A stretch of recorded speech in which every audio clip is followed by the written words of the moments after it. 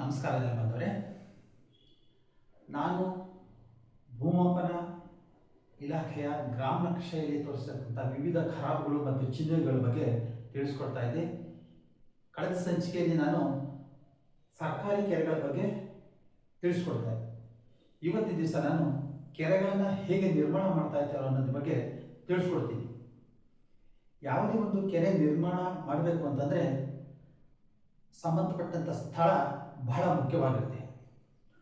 ಉದಾಹರಣೆಗೆ ತಾವು ಇಲ್ಲಿ ನೋಡ್ಬೋದು, ಈ ಪ್ರದೇಶದಲ್ಲಿ ನೀರು ಮಳೆ ಬಿದ್ದಾಗ ಹೀಗೆ ಹರಿಯುತ್ತೆ ಕೊರಕಲ ಮೂಲಕ.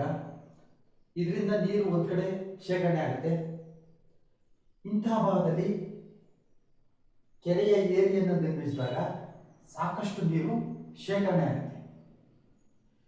ಈ ಕೆರೆಯ ಏರಿಯನ್ನು ನೇರವಾಗಿ ನಿರ್ಮಿಸದೆ ವಕ್ರವಾಗಿ ನಿರ್ಮಿಸಲಾಗ್ತದೆ.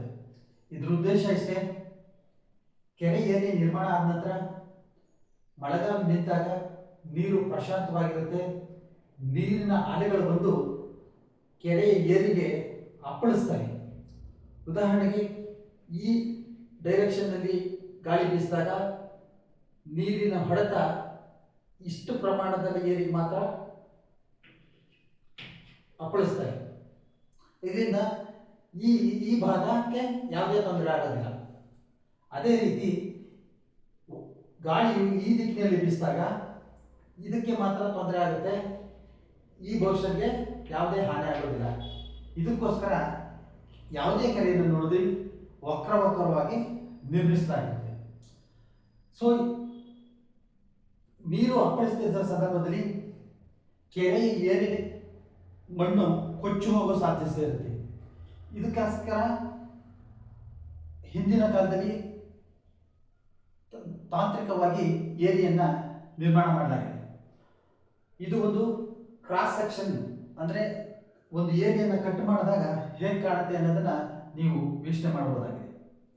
ಮೊದಲಿಗೆ ಸ್ಥಳೀಯ ಮಣ್ಣನ್ನೇ ಉಪಯೋಗಿಸಿ ಏರಿಯನ್ನು ನಿರ್ಮಾಣ ಮಾಡಿಸ್ತಾ ಇದ್ರು. ಇದರಿಂದಾಗಿ ಕೊಚ್ಚಿ ಹೋಗುವಂಥ ಸಂದರ್ಭ ಜಾಸ್ತಿ ಆಯಿತು. ತಂತ್ರಜ್ಞಾನ ಮುಂದುವರೆದಂತೆ ಮಣ್ಣನ್ನು ಹೀರಿದಂಥ ನೀರನ್ನು ಹೀರಿದಂಥ ಮಣ್ಣನ್ನು ಉಪಯೋಗಿಸಿ ಮಧ್ಯದಲ್ಲಿ ಕೋರ್ನಲ್ಲಿ ಉಪಯೋಗಿಸ್ತಾ ಇದ್ರು.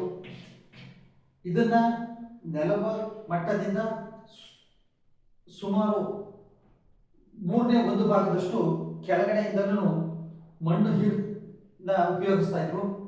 ಹಾಗೂ ಅಗತ್ಯಕ್ಕೆ ತಕ್ಕಂತೆ ಇಳಿಜಾರನ್ನು ಸಹ ಮಾಡ್ತಾ ಇದ್ರು. ಸೊ ನೀರಿನ ಅಲೆಗಳ ಅಪ್ಪಳಿಕೆಯನ್ನು